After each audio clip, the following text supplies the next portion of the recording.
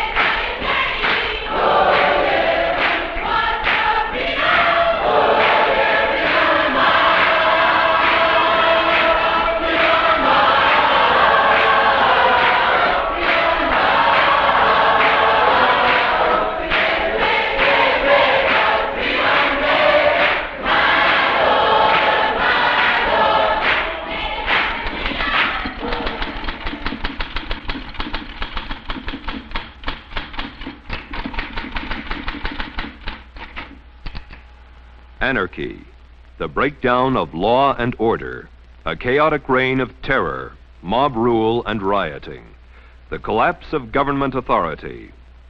These phrases ring strange in the ears of Americans, and for good reason. Through the years, America has stood as the world symbol for law and order.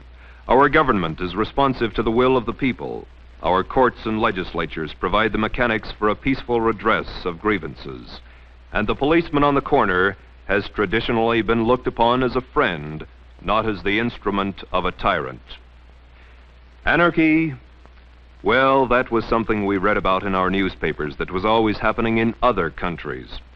Perhaps the people in other countries had just reasons to riot against their governments. After all, many of the nations of the world are dictatorships in one form or another. What business was it of ours, anyway? Newsworthy, perhaps, but it could never happen here. Then, in the summer of 1964, widespread rioting and looting suddenly broke out in Harlem, in Rochester, in Newark, in Jersey City, in Philadelphia, Cleveland, and Chicago, all within a few days of each other. It was as though an unseen hand had given the signal. Then, on August 18th, 1965, guns replaced nightsticks in the hands of law enforcement officers as the Watts area of Los Angeles literally burst into a cauldron of insurrection.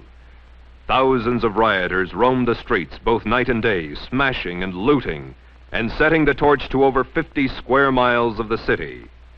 Hidden snipers held police and firefighters at bay as fires raged unabated. At least 35 Americans died in the violence and gunfire.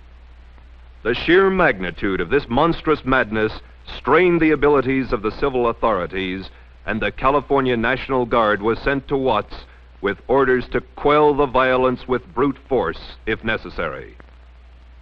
The spectacle of American soldiers shooting it out with American civilians was even more shocking than the rioting itself. The nation was stunned and horrified. No smugness now. This time it wasn't a foreign country. This time it was Anarchy USA. The degree of communist influence in these riots has been subject of much discussion and controversy. For a solution to this controversy, let's review the events of recent years, both at home and abroad, in light of the communists' own plans for world conquest. The communists disdain to conceal their views and aims.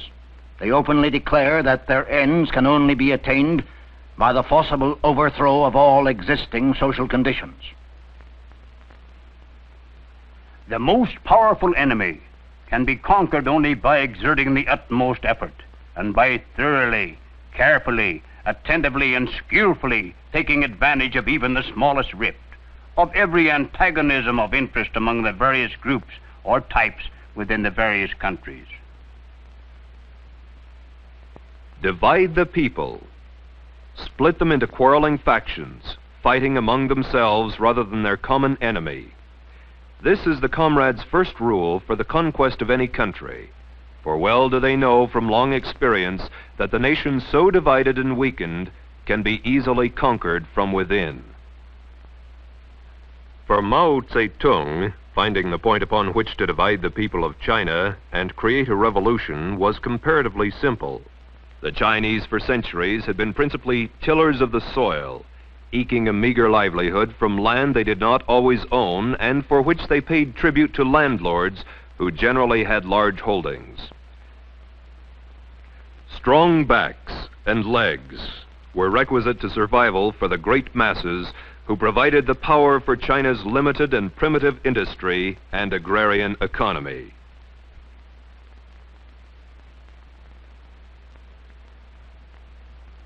A new regime promised reforms, but the communists were not interested in reform. They were dedicated to revolution.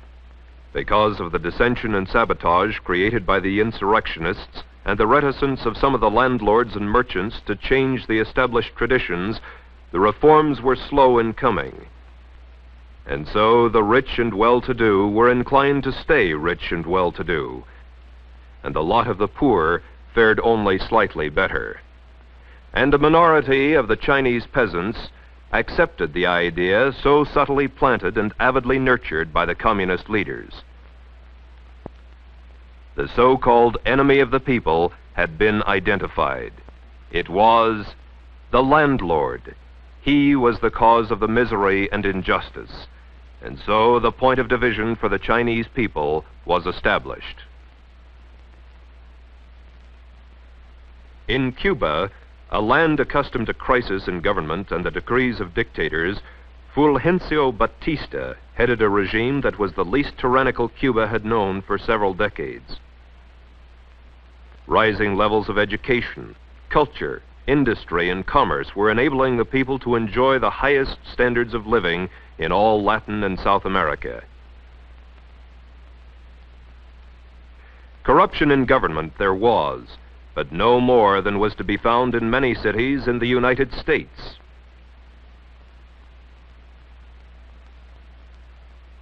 Fidel Castro, a young, well-trained communist revolutionary with much experience, seized upon the issue of corruption in government as he undertook the creation of his revolution. It was the government, said Castro. The government was responsible for the problems and oppression felt by the people. It was the dictator and his followers. It was the Batistianos. They were the enemy. In Cuba, as in all countries, there were the poor and the poorly educated who labored in the fields. Castro promised agrarian reform, which focused the discontent of the rural community upon the latifundista. They, too, were the enemy. And so the communists, experts at fomenting discontent, began to split the population into quarreling factions, setting Cuban against Cuban. Algeria is a creation of the French. Before the French came to the land now known as Algeria, it was nothing more than a conglomerate of warring tribes. Their constant fighting among themselves for the best pasture land each spring and the best barley land each autumn kept the native population of the area at about 1,500,000 for 14 centuries.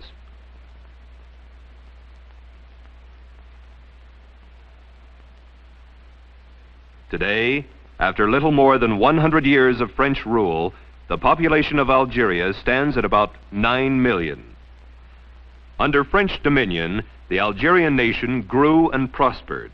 The two cultures of Islam and Christianity were working together to create a good life. In the early 1930s, the dissident voice of the communist was heard among the people. At first it whispered, "The Algerian nation is not France, cannot be France, and does not wish to be France. Independence is the natural right of all peoples." As the seeds of disunity began to germinate, the dissident voice was heard more loudly to proclaim, "Islam is my religion. Arabic is my language. Algeria is my fatherland." And so, too, in Algeria, were the issues that were to divide the people clearly defined. It was to be Muslim against Christian, Arab against European, Algeria against France. The enemy was personified as the Colon.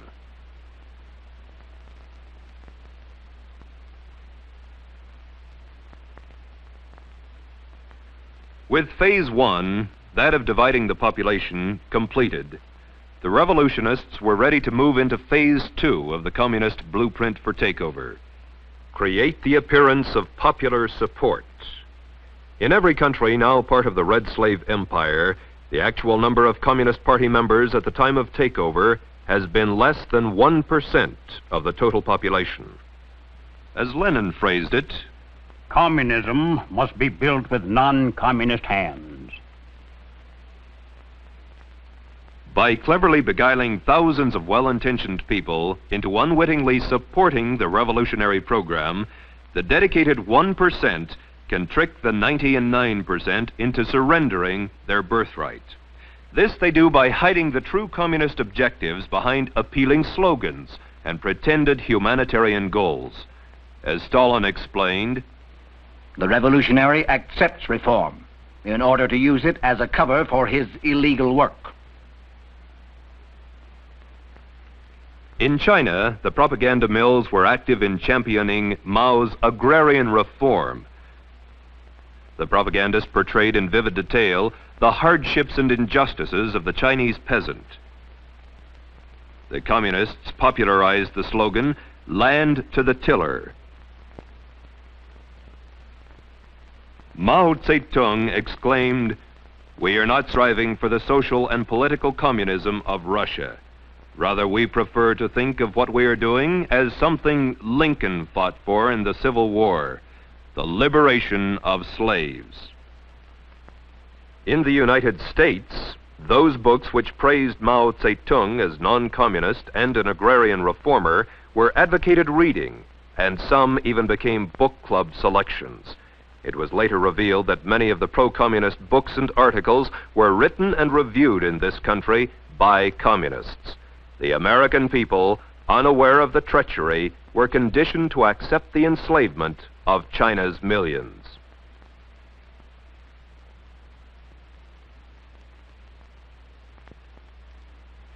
Cubans rallied round the slogan, "Patria o muerte."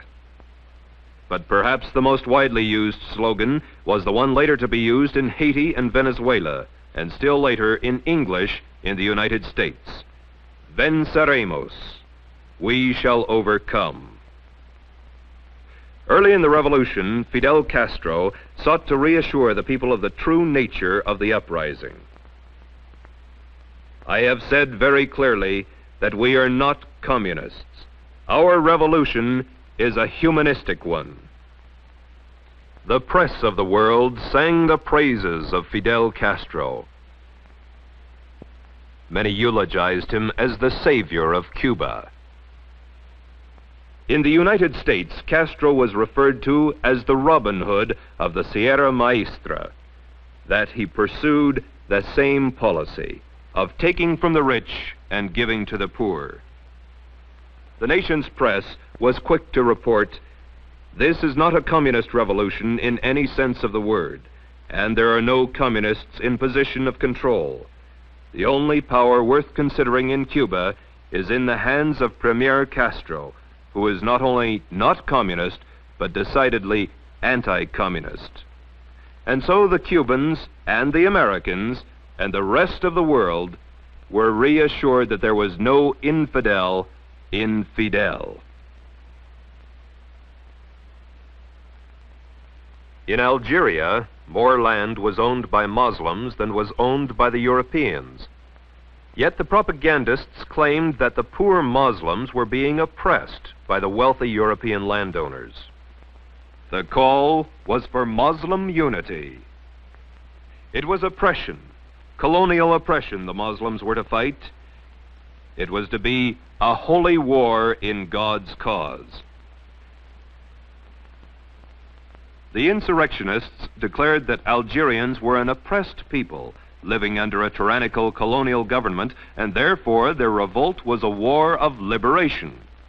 Since all Algerians held full French citizenship, both Muslim and Christian majorities regarded the idea of liberation as ridiculous. Ahmed Ben Bella, leader of the revolutionists, and 4 companions were arrested by the French and confined as political prisoners.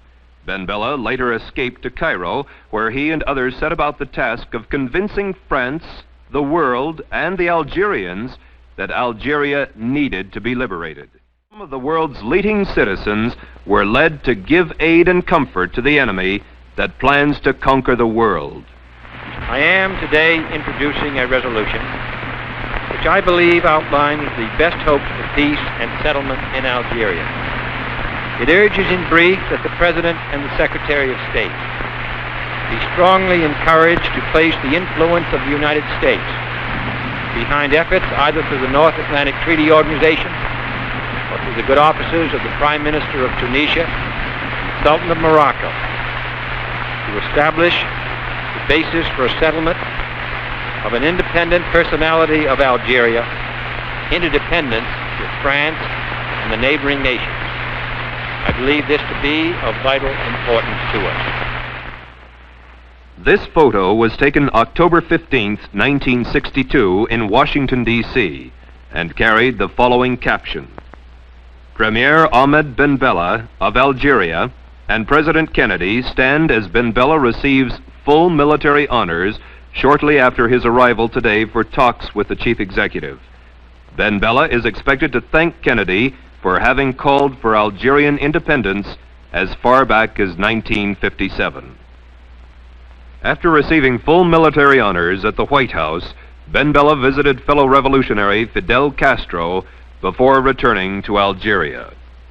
In April of 1964, Americans read in their newspaper, "Far more important facts are that Premier Ben Bella, though very much a dictator, is not a communist."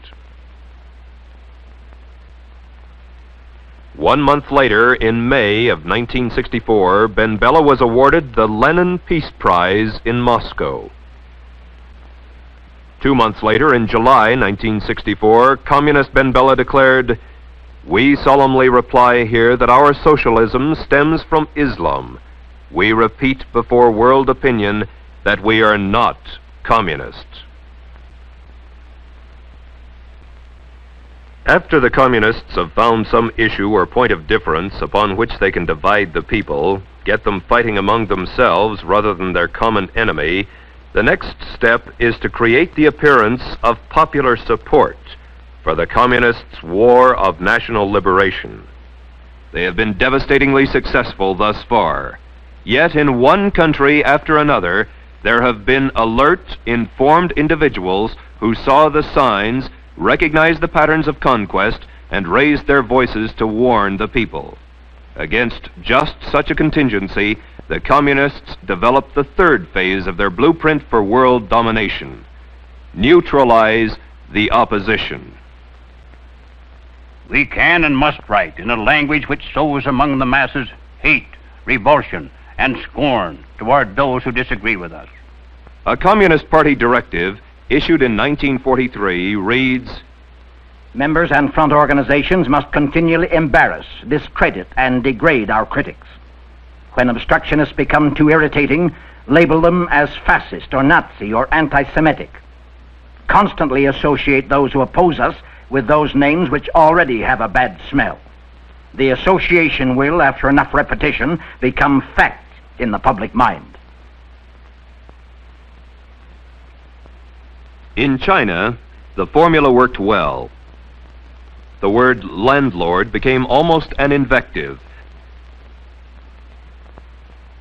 Those who worked for the government were looked upon as grafters. The government under Chiang Kai-shek was reviled as an enemy of the people, a fascist tool of the ruling class. Those who refused to support the agrarian reformers were subject to surprise visits from roving guerrilla bands. The pattern was the same in Cuba. Those who were less than enthusiastic about Castro's reform were effectively branded as Batista followers. The man who spoke up against the revolt was labeled as a counter-revolutionary. Algerians who saw through the fraud and endeavored to warn the nation or their neighbors were vilified as extremists, colonialists, racists, fascists. The next step in the communist strategy is the most easily recognized, for it consists of the tactic of getting masses into motion, and thus precipitating mob violence. Master psychologists that they are, the communists know that once the masses are in the streets, it's not too difficult to convert an orderly demonstration into a full-scale riot. They know, too, that when rioting occurs, police and military forces of the government must move to restore law and order, and thus they have the first visible signs of revolution. Riots, demonstrations, street battles, detachments of a revolutionary army. Such are the stages in the development of the popular uprising. The official constitution and program of the Communist Party stated in 1921, "The Communist Party will educate and organize the working masses for mass strikes and mass demonstrations. It is through struggles that the working masses are prepared for the final conflict for power. As these strikes grow in number and intensity, they acquire political character through unavoidable collision and open combat with the capitalistic state. Mass action culminates in insurrection and civil war." In 1964, a communist document taken from the Viet Cong stated, "Get the people out into the streets. Quarrels should be provoked. Youth groups are to be armed with knives and clubs, allegedly to protect themselves in a manufactured tension." In China, as in all countries, the communist appeal was aimed primarily at students, young, idealistic intellectuals, most of whom came from wealthy families who could afford to send them to school. It was from this group that the young communist recruits came who later provided the leadership and backbone for the armed conflict to follow. In Cuba, leftist-oriented students were the vanguard of the organized street demonstrations. Once the masses were in motion, that tenuous line between demonstration and riot, between nonviolence and violence, was easily obliterated. As law enforcement officers sought to restore order, police brutality became the cry of the insurgents. Algeria was more of the same: rallies, demonstrations, marches, and the inevitable flare of violence.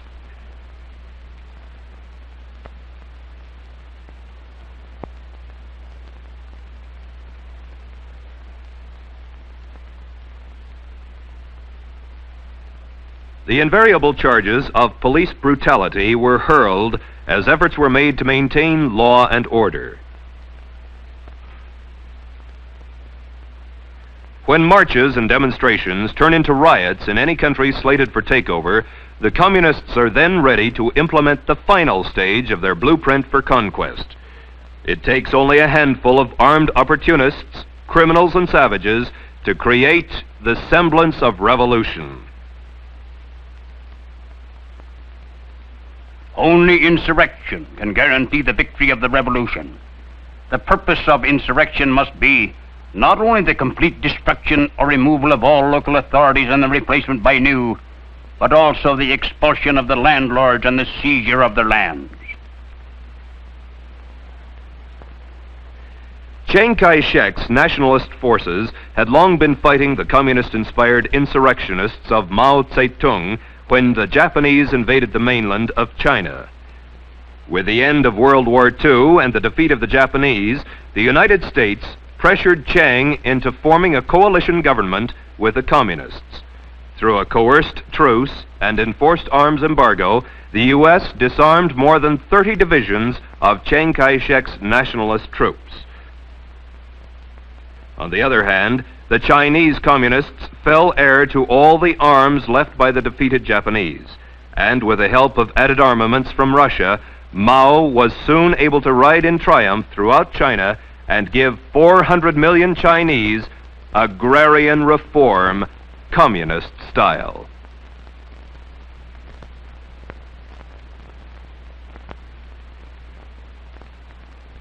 When it was time for the shooting to begin in Cuba, Fidel Castro received millions of dollars in cash and vast amounts of arms and ammunition from the Soviet Union and communist groups throughout the Western Hemisphere. At the crucial time in Castro's bid for power, the United States State Department declared an arms embargo against Batista's government, refusing to deliver even the arms that had already been paid for and were awaiting shipment. Yet, on the other hand, revolutionary sympathizers were delivering men, arms, and ammunition to Castro daily from the United States. In Algeria, Ben Bella's rebels were fighting their war of liberation with guns and ammunition sent to them through Tunisia and Morocco by the communist bloc countries. And just as the revolution was coming to a head, a slight change in the overall strategy was instituted. In 1958, France's President Charles de Gaulle came to Algeria, declaring with outstretched arms, "I have understood you. I declare that from this day forward, France considers that in the whole of Algeria there is only one category of inhabitants, that there are only Frenchmen in the full sense." De Gaulle called for the people to vote on the question of independence for Algeria, and the majority voted to remain French citizens, an integral part of France. De Gaulle said, 3.5 million men and women have cast their votes of confidence. This is a fact that commits France and Algeria to each other for all time. 2 years later, in 1960, the same French president, Charles de Gaulle, was heard to ridicule the Frenchization of the Algerians and to talk of an Algerian Algeria. It didn't take the leaders of the Army of Liberation long to change the talk of an Algerian Algeria into slogans demanding a Muslim Algeria.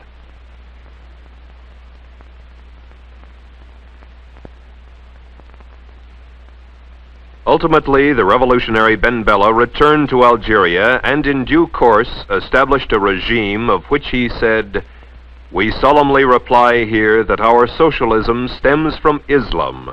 We repeat before world opinion that we are not communists." And so it has been, with but minor variations in one country after another. Divide the people. Create the appearance of popular support. Neutralize the opposition. Precipitate mob violence. Create the semblance of a revolution. An accurate summary of Lenin's strategy for the conquest of the world is as follows. First, we will take Eastern Europe. Next, the masses of Asia. Then we shall encircle the last bastion of capitalism, the United States of America. We will not have to attack. It will fall like overripe fruit into our hands.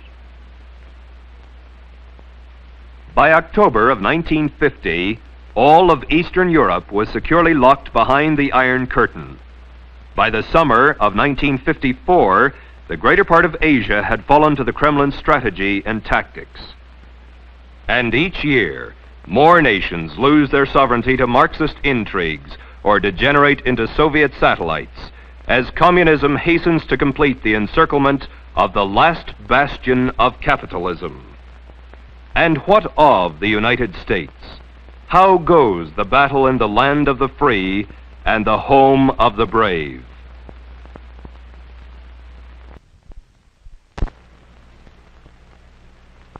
The communist plan for the conquest of the United States was explained to the American comrades by Moscow's agent Joseph Pogany, this country by Stalin for the revolutionary movement. American Negro problems was published in 1928 by Joseph Pogani using the alias John Pepper and carried the official communist line for America. The Workers' Communist Party of America, in its fight against imperialism, must recognize clearly the tremendous revolutionary possibilities of the liberation movement of the Negro people. The Black Belt of the South, with its starving and pauperized Negro farmers and Negro agricultural working masses, with its Jim Crowism, its semi-feudal status, and its political system still bearing the earmarks of the period of slavery, constitutes virtually a colony within the body of the United States of America. The Workers' Communist Party of America puts forward correctly as its central slogan, abolition of the whole system of race discrimination, full racial, social, and political equality for the Negro people. But it is necessary to supplement the struggle for the full racial, social, and political equality of the Negroes with a struggle for their right of national self-determination. Self-determination means the right to establish their own state, to erect their own government if they choose to do so. The Negro communists should emphasize in their propaganda the establishment of a Negro Soviet Republic. In 1934, the communist writers James W. Ford and James S. Allen further defined the Soviet Negro Republic. The actual extent of this new republic would in all probability be approximately the present area in which the Negroes constitute the majority of the population. In other words, it would be approximately the present plantation area. It would be certain to include such cities as Richmond and Norfolk, Virginia, Columbia and Charleston, South Carolina, Atlanta, Augusta, Savannah, and Macon, Georgia, Montgomery, Alabama, New Orleans and Shreveport, Louisiana, Little Rock, Arkansas, and Memphis, Tennessee. These cities, and the cities which lie within their spheres of influence, became known in communist writings as the Black Belt of the South, and were to constitute the nucleus of a future Soviet republic.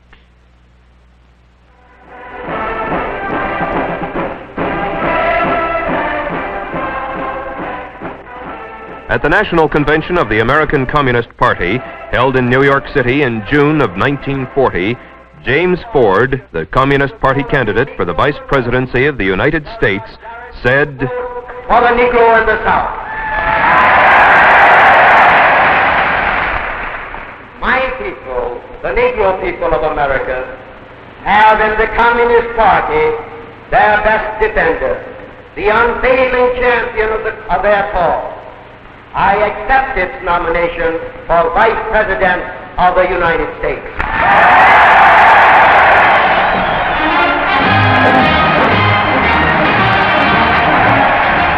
By this time, the communist champions of the Negro race had hidden the revolutionary ideas and slogans for a Soviet Negro Republic behind the humanitarian banners of jobs, security, civil rights, and peace.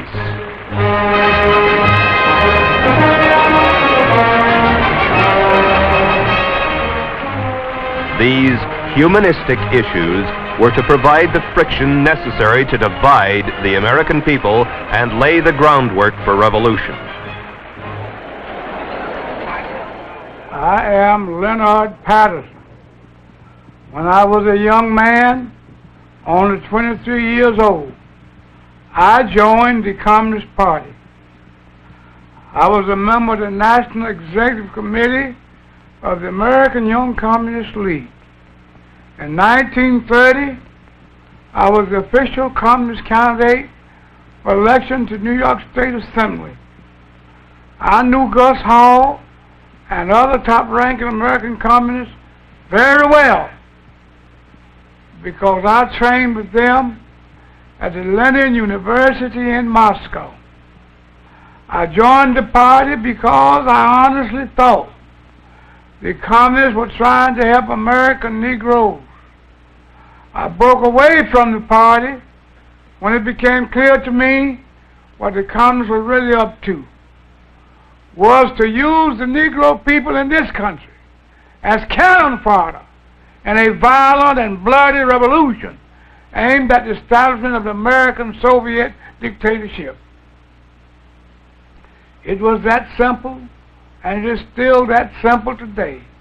Make no mistake about it. What is happening in the United States right now under the banner of civil rights is exactly what has happened in China, in Cuba, in Algeria, and many other places around the world. I'm Julia Brown. For 9 years, I was a member of the Communist Party, serving as an undercover agent for the FBI. During that time, I learned that the communist conspiracy had been planning and working for years to bring violent revolution to America. It was to be a communist revolution, but the great majority of the American people would not be allowed to realize that until it had already happened. If all goes according to the communist blueprint, Americans will believe that the chaos and violence has something to do with civil rights. Our enemies were quick to find our weakest point for their attack. They knew that racial differences could provide them with an excellent wedge to divide our people. Their strategy simply has been to keep hammering on that wedge, to drive it deeper into our social structure, to open all wounds that have long since healed, and deliberately to create new ones wherever they can. Now he acted like a good nigga for the white folks. But I tell you, I don't want to even be around no more good niggas. I'm with them, no good Negroes. That's what they call Rodriguez, a good Negro. I want to be with the bad niggas, because I know what's happening with the bad niggas. That's where I want to be. I want to be with the niggas. I want to be with the bad niggas that don't want to ride on the back of the bus no more. And this is what Elder Davis will call you. And the bad niggas is not going to work for $18 or $20. No, I want to be for the bad niggas who going to register and vote. I want to be for the bad niggas going to swim on any God's beach where water is flowing. I want to be with this type. Lyndon Johnson is the biggest nigger lover in the United States. Amen. He may think that he can use his Justice Department with Bobby Kennedy at the head of it, and he may think that he can use J. Edgar Hoover and the FBI and the Army to force us white people here in St. Augustine and other parts of the nation to mix up with niggers. But if he sends troops in here and puts a bayonet behind every one of us, we still will not mix up with a bunch of black savages. I'd like to say, in a real sense, not fellow freedom fighters, but fellow slaves. For we all are slaves, not only in this society, not only in this community, but all over this nation and all over the world. What you're doing here is very significant and it's very important. Then you follow up your friends and acquaintances and ask them if they want to help put this fight over to save this country from the onslaught of integration. You know the system is they want to throw white children and colored children into the melting pot of integration, throughout of which will come a conglomerated, mulatto, mongrel class of people. Both races will be destroyed in such a movement. I, for one, under God, will die before I'll yield 1 inch to that kind of a movement in America.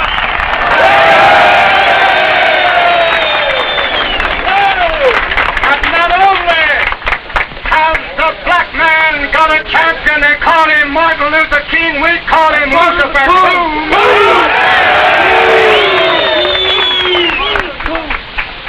God has some champions of the white man, and you can name Connie Lynch as one of them. Today, tomorrow, and forever. And if this nigger thinks he can stir the niggers up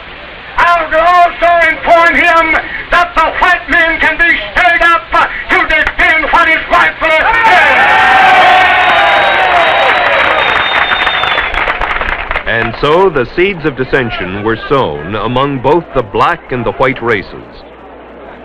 And inexorably, the people of the United States were being divided according to plan. Among the so-called downtrodden and oppressed, among the supposedly starving and pauperized Negroes, the enemy was referred to as Whitey, Mr. Charlie, the Man, and the Ofe.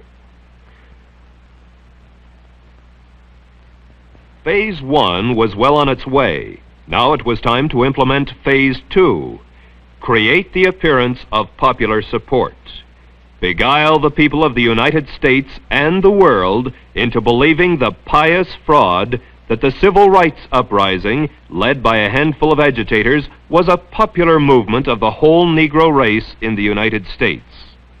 Now, this doesn't mean that there isn't a legitimate need for the advancement of civil rights for many of our Negro citizens. Of course, there is a need there. Otherwise, communist agitators posing as civil rights leaders could never hope to enlist massive support for their schemes. The aspirations of Negroes for full equality were not created by communists, but they are used by communists in such a way that idealistic Americans of all races can be tricked into implementing the blueprint for revolution. Having been on the inside of the Communist Party, it's easy for me to recognize this revolutionary agitation in disguise.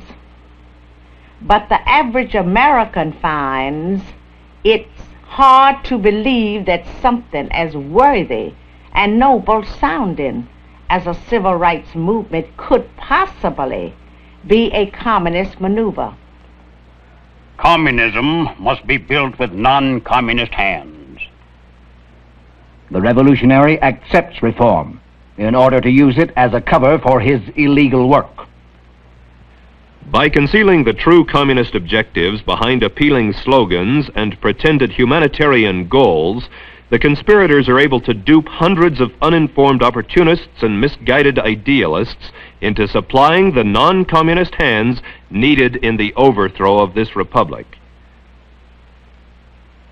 Thoroughly deceived, some of the Negroes cry for liberation through the slogan, "Freedom Now."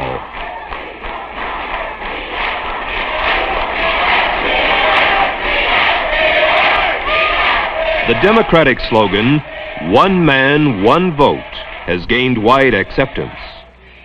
But perhaps the most popular slogan is "Venceremos," the rallying cry of the deluded peasants of Cuba, Haiti, and Venezuela.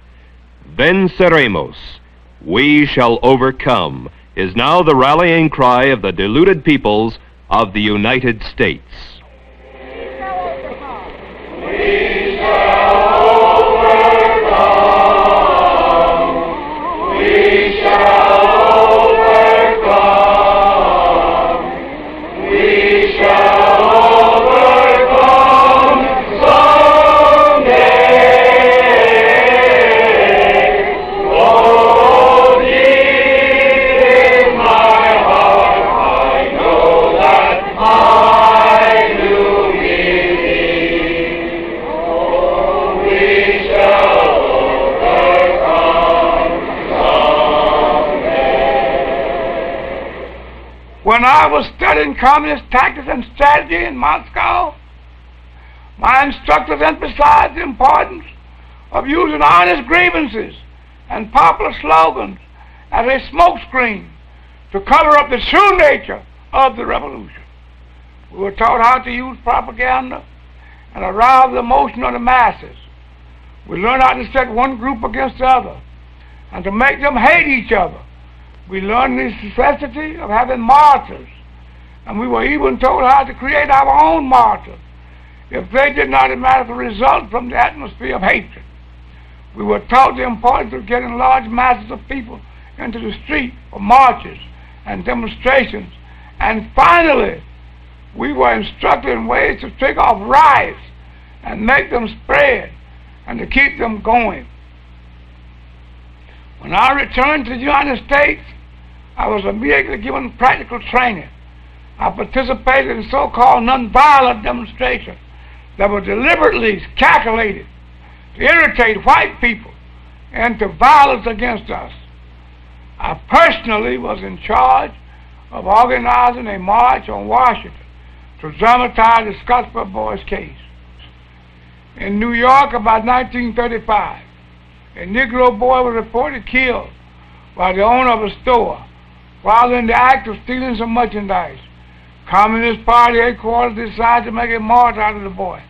So we went right to work, putting out handbills and holding open air meetings. In less than a half hour after we started, there was a race riot at 125th Street, complete with smashing windows of white storekeepers, looting and all the rest. I'm not speaking of things I read about. These are things I personally participated in.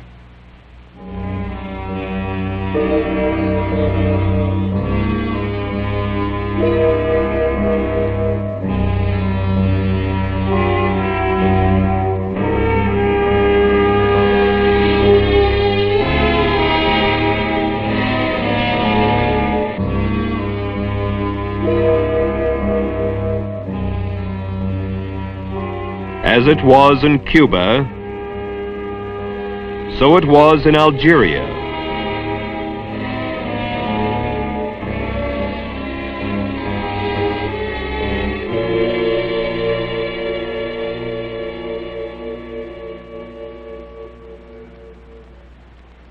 And so it is in the United States. In Jackson, Mississippi, Medgar Evers, State Field Secretary for the NAACP, was shot in the back by an unknown assassin as he was entering his home. After lying in state in Mississippi, the body of World War II infantry GI Medgar Evers was sent to Washington, D.C. for burial in Arlington National Cemetery. Now a victim of the very communist agitation he had helped promote, Medgar Evers was able to further serve communist purposes by being glorified as a martyr in the supposed fight of the Negro people for freedom and justice. Medgar Evers' remains were buried with full military honors and nationwide news coverage.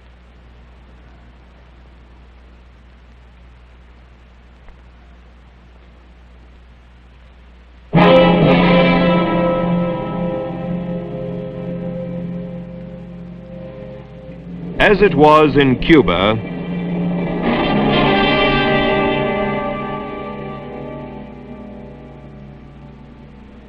so it was in Algeria.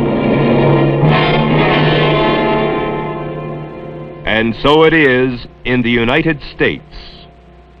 Mysterious bombings by assailants unknown plague the lives and property of the Negro people and serve to intimidate those who might speak out against the conspirators. The bombing of this Birmingham, Alabama church claimed the lives of 4 little girls attending Sunday school. A memorial service was held in Washington, D.C. for the 4 young victims, after which the mourners demonstrated their grief before the White House and the press. Black and white together. A martyr that rallied the sympathies of the nation was the lovely Viola Gregg Liuzzo, who was shot to death while driving between Selma and Montgomery, Alabama, with a Negro civil rights worker. The American press told their shocked readers of her 5 children and husband, and her righteous zeal for justice that caused her to go to Alabama to help the American Negro gain the right to vote.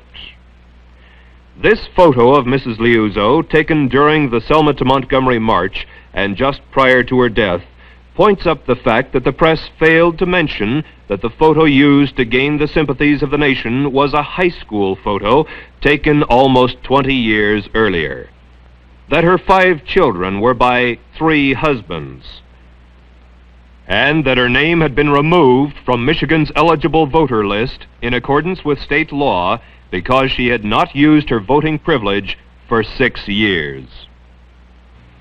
We were taught how to use propaganda, how to arouse the emotion of the masses. We learned how to set one group against the other and to make them hate each other. We learned to be sensitive having martyrs, and were even told how to create our own martyrs if they didn't automatically result from the atmosphere of hatred. Divide the people, then create the appearance of popular support. And if any of the alert, informed citizens call attention to the true revolutionary goals behind the humanitarian slogans, move into Phase 3 and neutralize the opposition. One effective way to neutralize any opposition is to liquidate it. In the summer of 1965, a respected Negro farmer in Alabama dared to speak out critically against the civil rights revolutionaries. In this cabin in late August, 87-year-old Perry Smaw struggled with an assailant who said he had come to get Perry's tongue. The aged Negro's skull was crushed with a cast-iron frying pan, the attacker striking with such force that the skillet was broken. Then the intruder pulled Perry's tongue from his mouth and with a butcher knife cut it off all the way back to the old man's tonsils. Perry Smaw, the man who dared defy the conspirators, died 6 days later. We can and must write in a language which sows among the masses hate, revulsion, and scorn toward those who disagree with us. Members and front organizations must continually embarrass, discredit, and degrade our critics. When obstructionists become too irritating, label them as fascist or Nazi or anti-Semitic. Constantly associate those who oppose us with those names which already have a bad smell. The association will, after enough repetition, become fact in the public mind. By duping the American public into turning a deaf ear to the voices of warning because the topics were controversial or because the patriots themselves had been ridiculed as extremists, racists, fright peddlers, the conspirators were ready to move one step closer to their hidden goals by precipitating mob violence. Riots, demonstrations, street battles, detachments of a revolutionary army.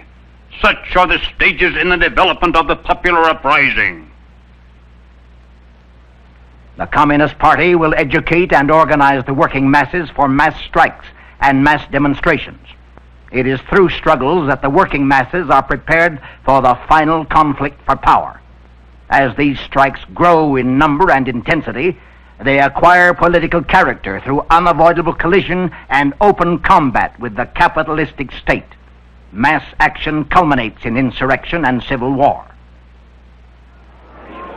You've been studying history, studying civics, but right now you got to put your history and your civics in the streets. You got to make the Constitution real. You got to make democracy real. Since 1960, since February the 1st, 1960, more than 50,000 of your fellow students have been arrested and jailed, beaten, faced police doors and water hoses. Before we see real freedom, before we be able to walk down these streets with a sense of dignity and with a sense of pride and walk in freedom, no doubt there will be more jailings, more beating, more water hoses, more dogs.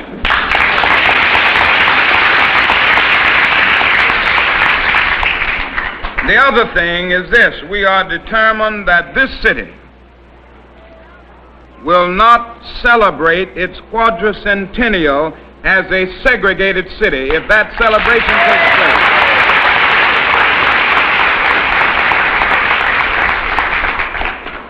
We plan to use everything within our power and all of the nonviolent weapons at our disposal to dramatize this blatant injustice and to demand that the federal government not put a cent in this city unless it decides to face the realities of desegregation.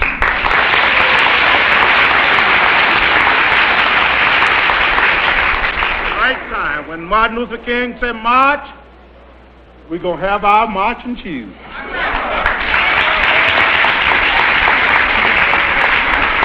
And you know they've kicked us around a long time, haven't they? Yeah. And so many of us we've come up in life without any shoes at all. And if it becomes necessary for us to march without shoes, we'll march barefooted. I don't like the way you're clapping tonight. Are you ready to march? Are you ready to march?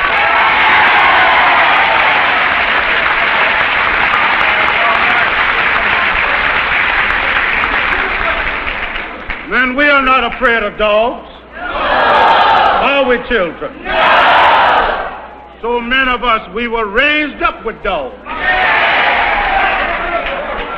And we have had to live the life of dogs right here in the United States of America.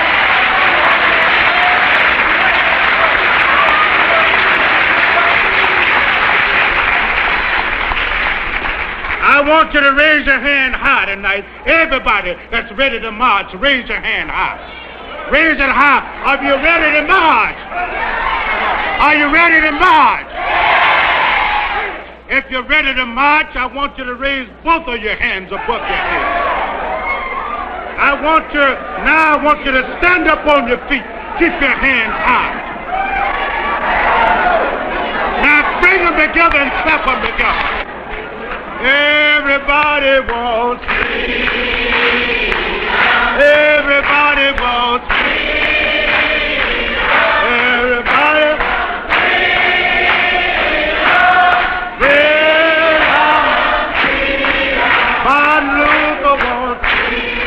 And so, many were tricked into helping create the appearance of popular support for a conspiracy that hid its true objectives behind appealing slogans and humanitarian goals. A detachment of the deceived staged sit-ins. A handful of the hoaxed made freedom rides. A portion picketed and protested, while still others boycotted buses.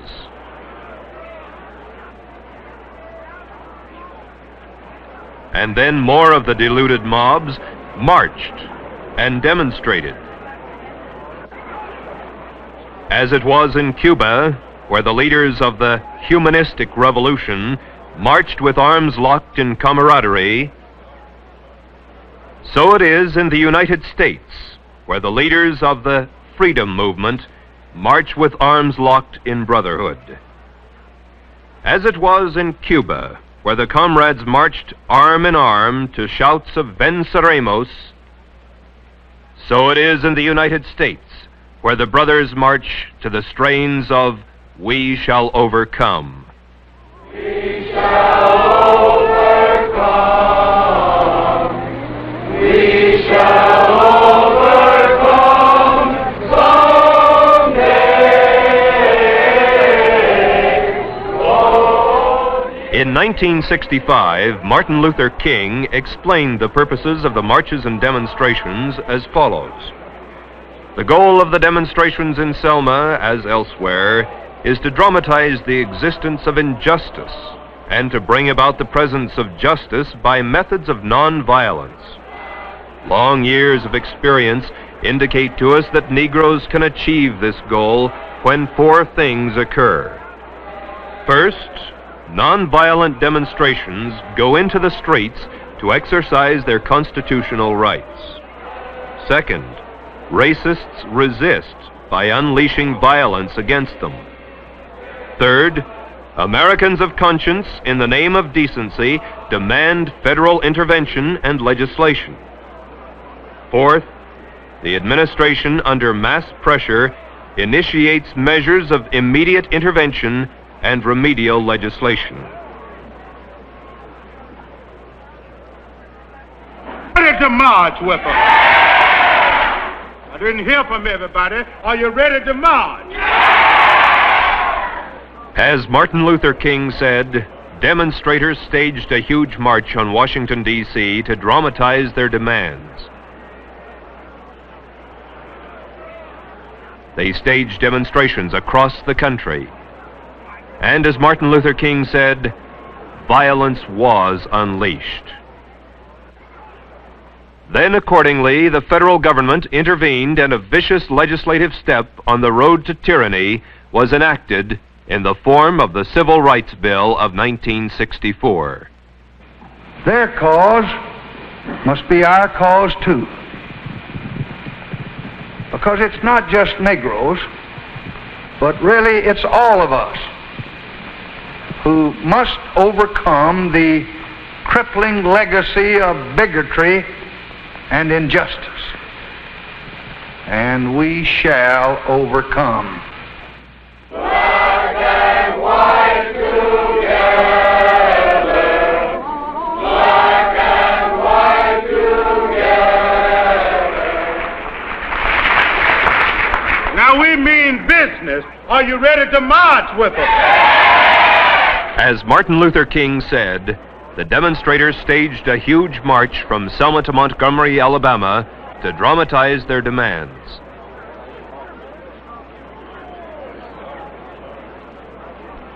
They staged demonstrations across the country. And as Martin Luther King had said, violence was unleashed against them.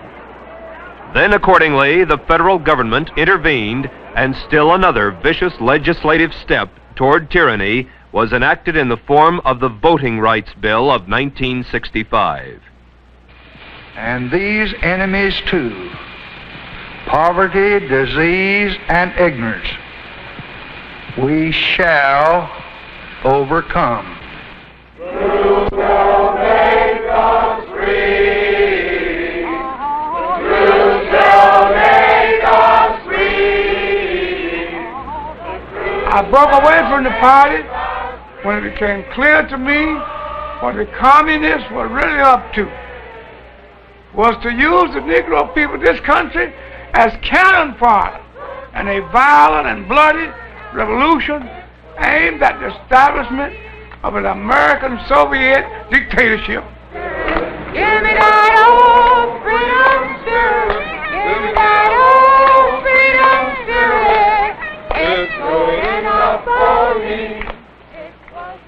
It was to be a communist revolution, but the great majority of the American people would not be allowed to realize that until it had already happened. If all goes according to the communist blueprint, Americans will believe that the chaos and violence has something to do with civil rights.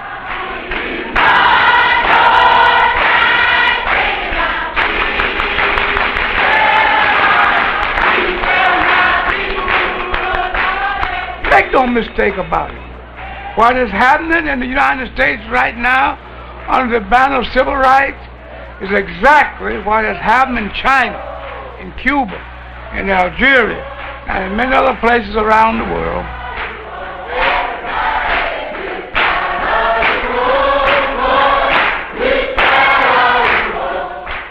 The goal of the international communist conspiracy is world domination. They have thus far been highly successful in accomplishing the step-by-step objectives necessary for reaching that goal. In the United States, the communist plans call for two revolutions at once. A revolution of a supposedly oppressed proletariat or working class against a capitalistic system that is supposed to breed wage slavery, unemployment, poverty, crises, and war.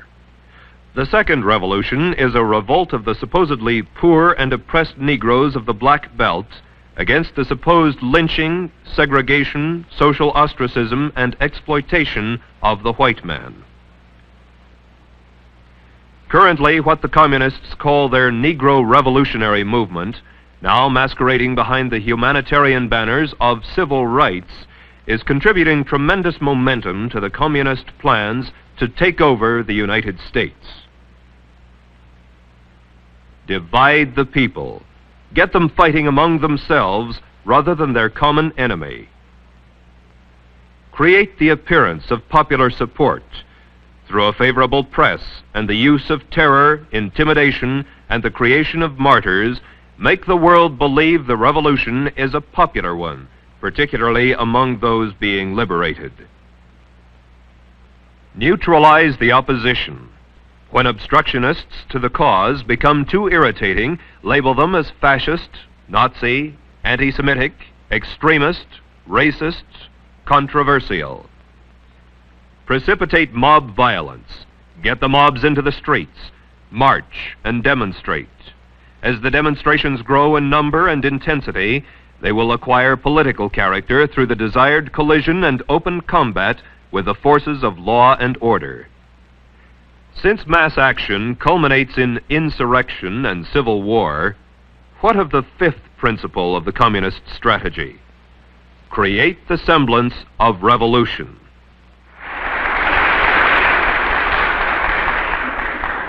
Had not this rotten, fascist, racist cop, lieutenant, that killed the young Powell boy, had he not killed the boy very well might have died in South Vietnam in the name of freedom. Very well have died in South Vietnam in the name of freedom. In the name of freedom.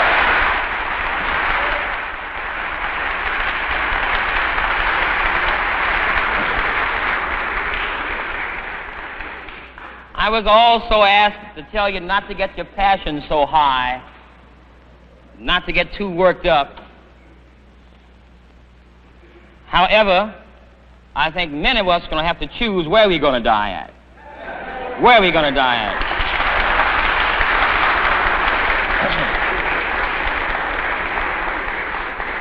We're going to have to decide whether we're going to die on the streets of the United States or in South Vietnam. I would choose the United States myself. I would choose the United States myself.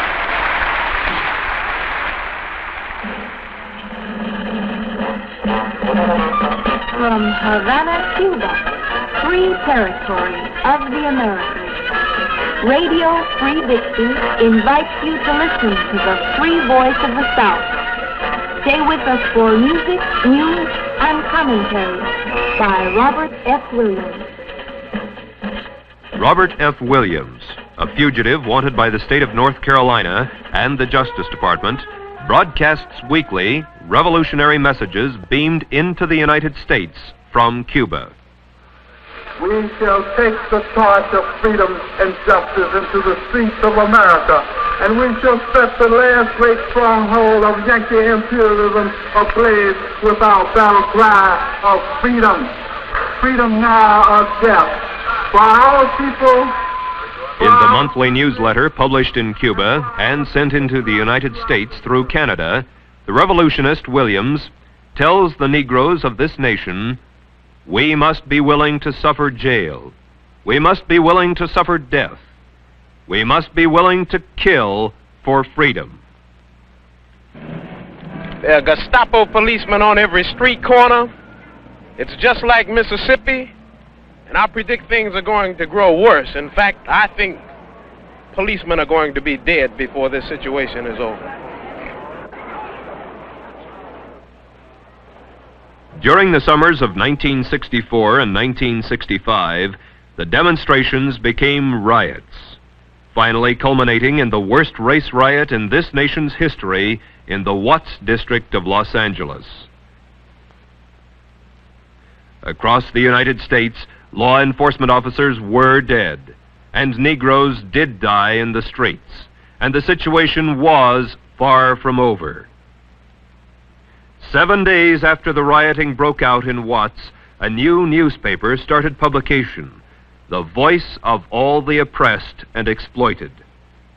Calling for the workers of the world to unite, this new voice of the people declared that all the people of the U.S. who oppose U.S. imperialism wish to thank the Communist Party of China and the Chinese people for their pledge of support for the people of Los Angeles in their struggle against U.S. imperialism. In keeping with communist principles and expectations, the atmosphere of hatred generated in the Watts riot resulted in 32 martyrs for the cause of liberation. In their memory, we pledge to destroy U.S. imperialism. In 1928, and again in 1934, and still again in 1965, we hear, "The Negro people constitute a nation in the black belt of the South." And lest there should be any misunderstanding, Nobel Peace Prize winner Martin Luther King followed the example of Lenin Peace Prize winner Fidel Castro and Lenin Peace Prize winner Ben Bella, and protested that, "I am sick and tired of people saying this movement has been infiltrated by communists and communist sympathizers.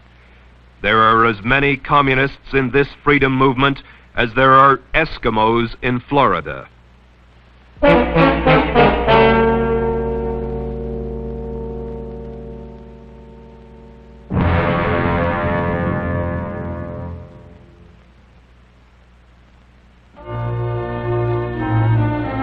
In the past hour, we have offered only a brief survey of the material that's available to support the charge that the civil rights movement, as we know it today, is simply part of a worldwide movement organized and directed by communists to enslave all mankind.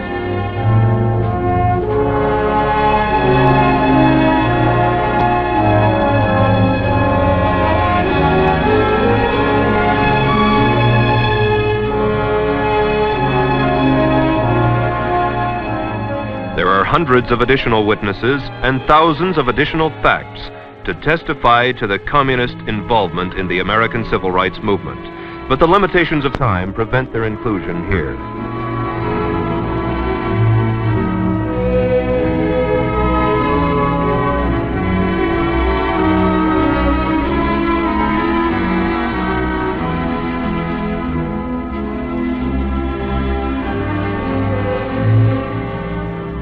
We urge you to continue your studies of these unpleasant truths and gain a more complete understanding of the conspirators' plans to subjugate the United States. Begin by reading It's Very Simple, The True Story of Civil Rights by Alan Stang, The Civil Rights Packet, and the other books and pamphlets on civil rights that are available from one of the American opinion libraries across the nation. We also urge you to resolve first that you will not fall victim to the communist plot to set race against race, American against American. And second, that you will now join with other patriots in a positive program and concerted action to save for our children and their children this once glorious country and humane civilization which we ourselves inherited.